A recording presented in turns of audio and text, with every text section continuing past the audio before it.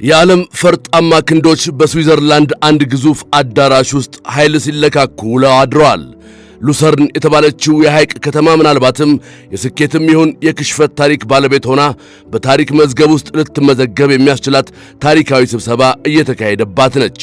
አዎ፣ እነዚያ ንግግራቸው በከባድ ጦር መሳሪያ ማስገምገምና በሚሳኤሎች ጩኸት በድሮን ግልገሎች ማጋሳትና በአዳዲስ የጦር ቴክኖሎጂ በፈበረካቸው የጥፋት አበጋዞች ማጓራት የነበሩት የሁለቱ ሀያላን ሀገራት ልጆች በስዊዘርላንድ እንደ ሰው ሊነጋገሩ ተቀምጠዋል። በስዊዘርላንድ ከተካሄደው የኢራንና የአሜሪካ ልዩ ስብሰባ ምን ፍሬ ነገር ተገኘ? ምንስ ይጠበቃል? የዛሬው የዓለም አቀፍ ትንታኔ ዘገባችን ያተኮረበት ርዕሰ ጉዳይ ነው። ክብሮም ወርቁ አዘጋጅቼ አቀርበዋለሁ። ከ17ኛው መቶ ክፍለ ዘመን አንስቶ የጠቢባን የአብርሆታቸው ምንጭ ልዩ ቡናና የቡና ጥበብ ነው። ታዲያ ይህን ቡና ለመቅመስ ጥበቡንም ለመማር ዝግጁ ኖት? አሃዱ ኮፊ አካዳሚ በአዲስ አበባ ትምህርትና ሥልጠና ቁጥጥር ባለሥልጣን ፈቃድ በማግኘት የረጅም ጊዜ ልምድ ባላቸው ባለሙያዎች በመታገዝ የተለያዩ የቡና አይነቶችን የመቅመስ ኮፊ ካፒንግ፣ የቡና ቆላት፣ ሮስቲንግ፣ ጣዕምን፣ ፍሬዎችን፣ መዓዛንና አሲድነትን የመለየት ጥበብ በባሬስታና አግሮ ማርኬቲንግ ዘርፎች ሥልጠና ለመስጠት ዝግጅቱን አጠናቋል። የቡና ጥራትን ለመጠበቅ የቡና አፍቃሪዎች የተለያዩ ጣዕሞችን ለማወቅ እንዲሁም አምራቾች ምርቶቻቸውን ለማሻሻል እንዲችሉ የሚረዳውን ይህንን ሥልጠና በአሃዱ ኮፊ አካዳሚ በመሰልጠን ብቁ ባለሙያ ይሁኑ። የሥልጠና ቦታው በቦሌ ጃፓን ኤምባሲ ናይል ሶርስ ሕንፃ 3ኛ ወለል ላይ። ለበለጠ መረጃ በስልክ ቁጥር በ0961 88 82 22 ይደውሉልን። አሃዱ ኮፊ አካዳሚ። አዎ፣ ይህ የእስራኤል የኢራንና የአሜሪካ ጦርነት እንደ ሩሲያና ዩክሬን ያለ ጦርነት አይደለም። ይህ ጦርነት እንደ ሱዳን የእርስ በርስ ጦርነትም አይደለም። እንደ ታይዋንና ቻይና ፍጥጫም አይደለም።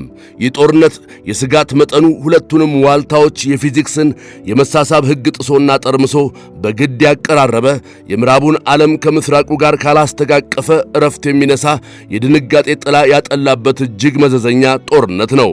ጦርነቱ ሦስቱ ሀገራት እስራኤል፣ ኢራንና አሜሪካን በመሪ ተዋናያንነት ከፊት ያስቀምጥ እንጂ የሌሎቹን ተዋናያን የአንዱን እግር የቆረጠ፣ የአንዱን ዐይን ያጠፋ፣ የአንዱን እጅ ያሳጣ፣ አንዱን የፊጥኝ ያሰረ፣ የአንዱን ጦር መለመላውን ያስቀረ ባለብዙ ባለቤት ጦርነት ነው።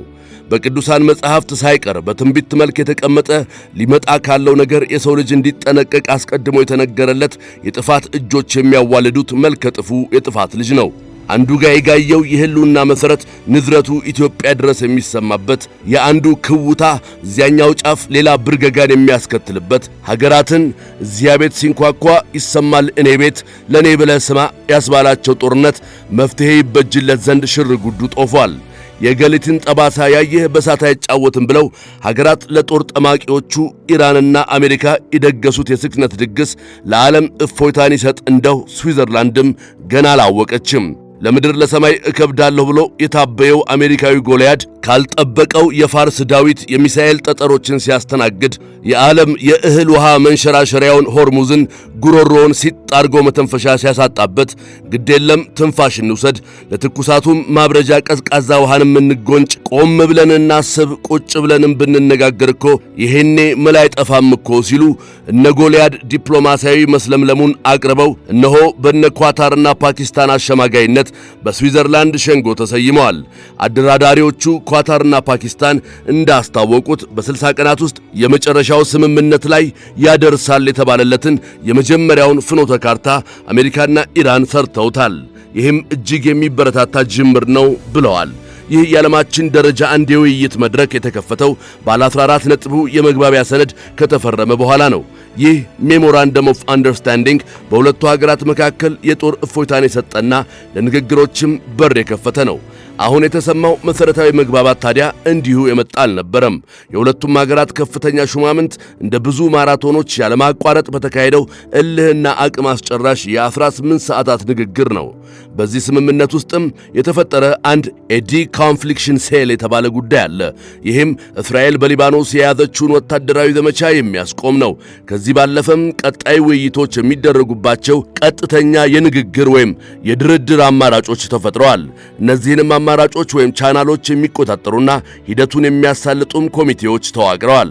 በምክትል ፕሬዚደንት ጄዲ ቫንስ የሚመራው የአሜሪካው ልዑክ በፓርላማ አፈ ጉባኤው መሐመድ ባጋር ጋሊባፍ የሚመራውን የኢራኑን ልዑክ አግኝቶ ከተነጋገረ በኋላ ጄዲ ቫንስ ትናንትና በጣም ምርጥ ቀን ነበር፣ ብዙ ነገሮችን በስኬት አልፈናል፣ ማድረግ የፈለግነውን ነገር ራሱን ማድረግ ችለናል ሲሉ በዲፕሎማሲያዊ ፍንደቃ ለጋዜጠኞች ተናግረዋል።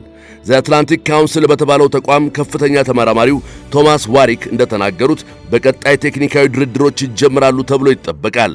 ሰውየው እንዳሉትም ቀጣዮቹ ድርድሮች እንደ መክፈቻው ዕለት ሙዝ እንደመላት ቀላል አይሆኑም፣ እጅግ ፈታኝ ድርድሮች ይጠብቁናል።